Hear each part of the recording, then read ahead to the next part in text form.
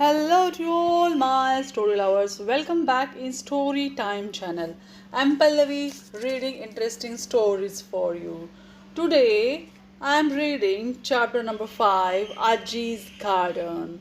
You know that we are reading The Magic of Lost Temple written by the great Sudha Murty. Now what happened with Nooni in the next chapter we will see. Let's go through it. When Nooni woke up the next day, Ajji went into the bedroom and said, "Don't rush off for a bath today, Nooni. I want to oil your hair and then wash it. It will take some time. So change into an old dress and come outside. We will sit in the front garden." Ajja and Ajji's house was located on a 1 acre size plot and it was surrounded by coconut trees and a huge garden at the back and in the front. There was a well and a pump used to water the garden through all the seasons. Lazily, Nooni trudged into the bathroom and brushed her teeth. She didn't understand why an oil massage and a bath was such a long process here in the village. In Bangalore, she usually had a bath by herself. Sometimes mom would give her an oil bath. She would quickly apply coconut oil on Nooni's body and give her a light massage followed by a bath. Usha was scared that if she used a lot of oil on Nooni, then the lines on the bathroom tiles would retain oil and become slippery. So Kaveri would clean the bathroom immediately after Nooni's bath. Nooni changed her clothes and came out to the garden.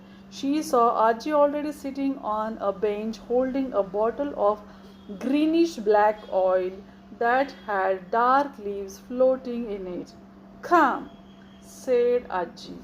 "Sit here with your back towards me. I will massage the roots of your hair with this special oil.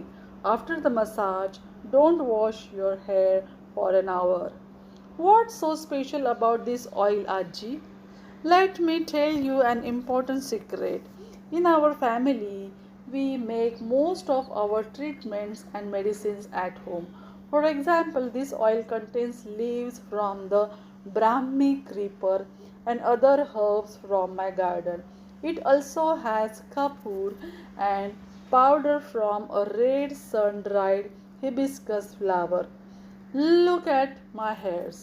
Nooni turned around and Ajji proudly touched her thick and long hair. Though Ajji was old, her hair was not yet completely grey. It was more pepper than salt. Ajji smiled. "This is my mother's recipe. She used this oil to massage the heads of all the girls in the family." Nooni sat quickly and Ajji continued. "Nooni, there was no doctor or pharmacy in the village in the old days.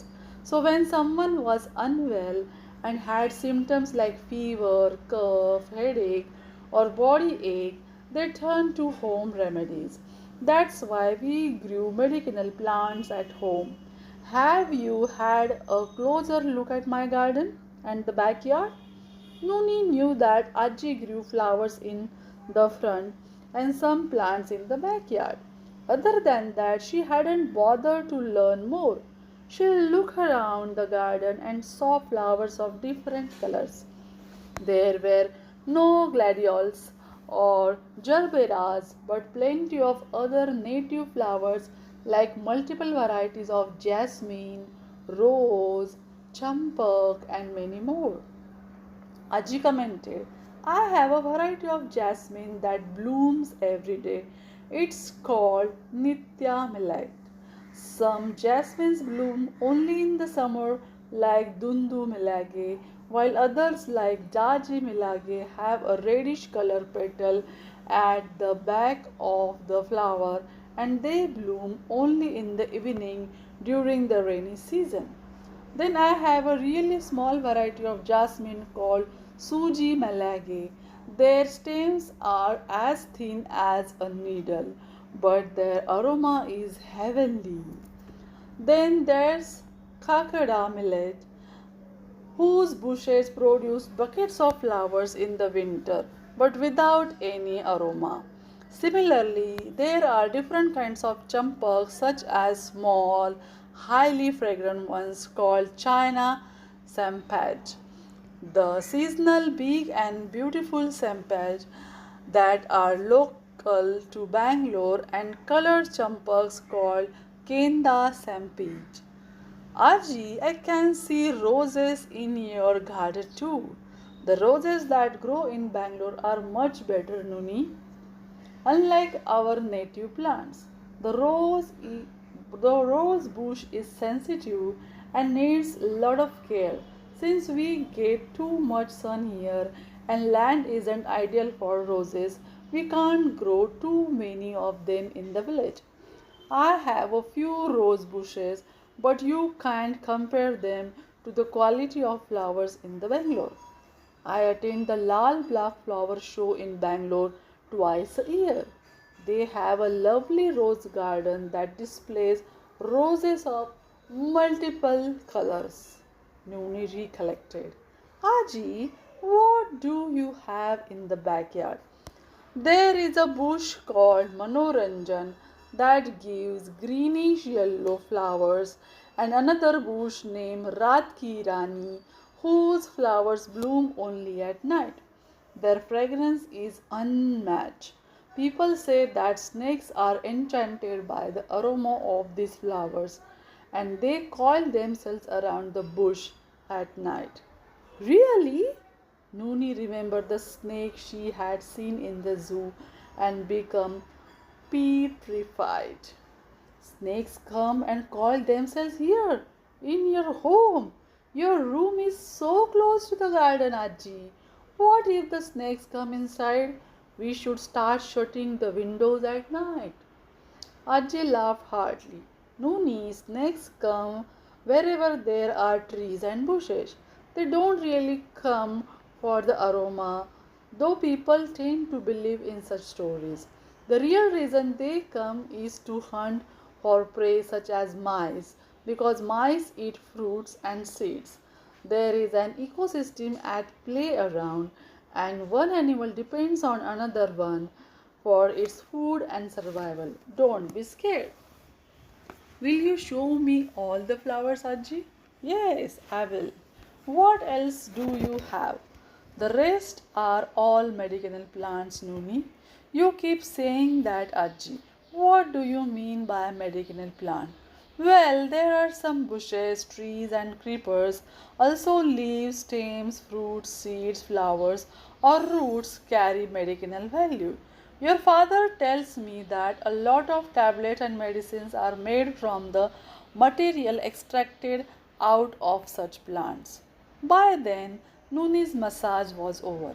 She could smell her air and its nice fragrance. Ajji tied her hair with a rubber band and said, "Wear your slippers and then I will take you to the back." In the backyard, Ajji started giving Nooni a tour of her plants. Nooni sensed her grandmother's pride. It was the same way Nooni felt when she won a trophy and took it home to show her father. Unlike the front garden, there were hardly any colored flowers in the back. Ajji showed Nooni a small bush with a lot of green leaves. "This is Tulsi. I know a little about Tulsi," Nooni replied with confidence. "Mom keeps a Tulsi plant near the kitchen and waters it every day. But what is so special about this plant they, that everyone wants to keep it in their house? My dear, it is of wonderful medicinal value and used in plenty of home remedies. There are 7 varieties, but I only have few in my garden. See this Krishna Tulsi. It has a dark leaves. Vishnu Tulsi has pale green leaves. Ram Tulsi has big, pale green leaves, and Kasturi Tulsi has a wonderful fragrance.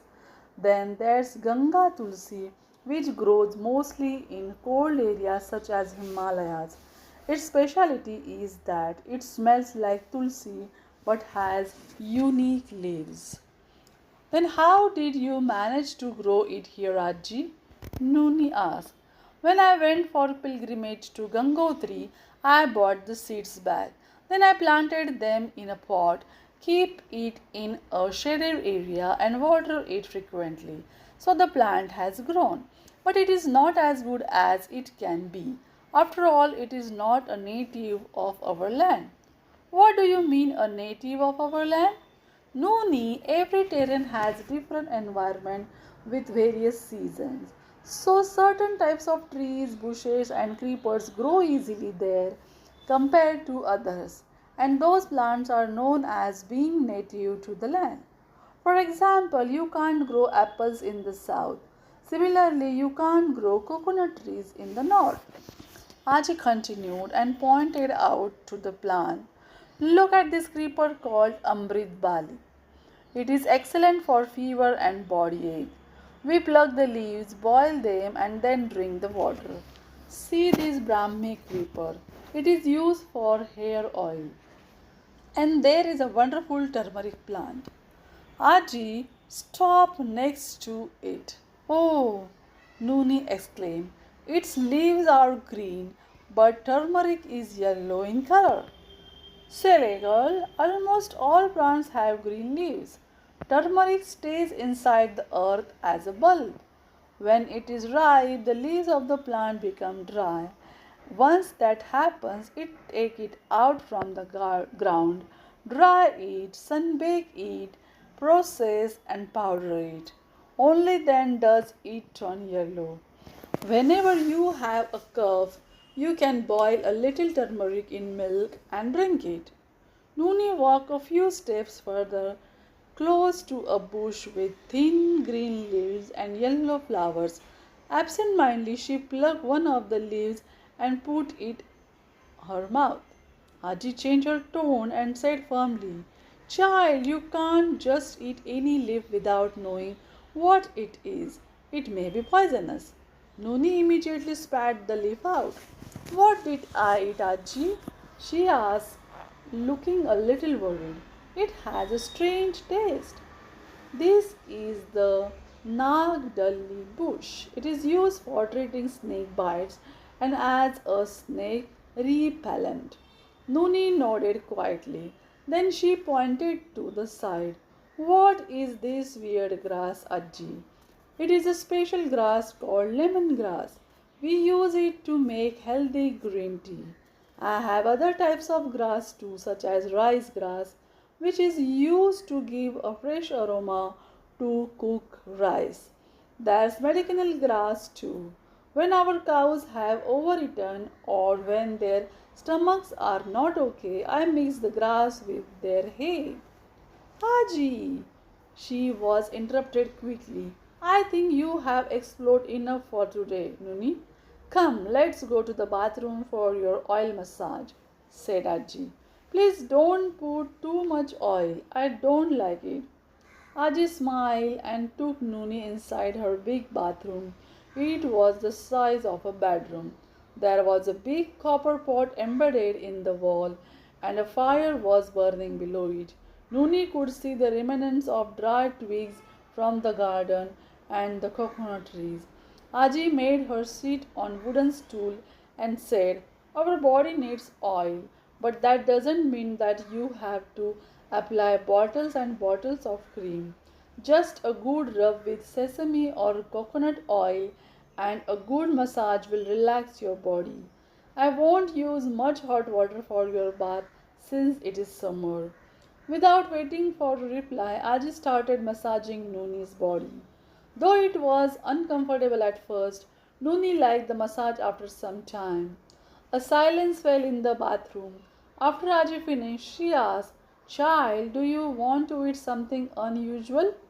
Nooni nodded enthusiastically. Ajji washed her hands and bought a basket of big seeds from the next room. She said, "These are jackfruit seeds from the garden." Then she picked up a seed with a pokey twig and rotated it in the fire. "Ajji, be careful, you will burn your hand," warned Nooni. "Don't worry, I am used to this. The fire is on slow flame." Soon she removed the seed from the fire and discarded the burnt covering. Then she gave it to the Nooni to eat. It was delicious. Nooni had never tasted anything like it before. She was in awe. "I want to eat more, Ajji," she asked. "Let's finish your bath and then you can eat more of this with some salt and chili powder or ghee with jaggery. Your father says that these seeds contain a lot of proteins, but we only get to eat them during the jackfruit season." Ajji filled 3 buckets of water. Nooni said, "I don't think I need so much water, Ajji. Oh, I forgot to bring the shampoo from my room." "You don't need shampoo. I have a shikakai powder, which will be enough. It will remove all the oil," said Ajji, and started pouring warm water on her head. This is the end of the 5th chapter. Do you like it? Then tell me in the comment box and subscribe our channel. Thanks for watching, guys. Bye bye.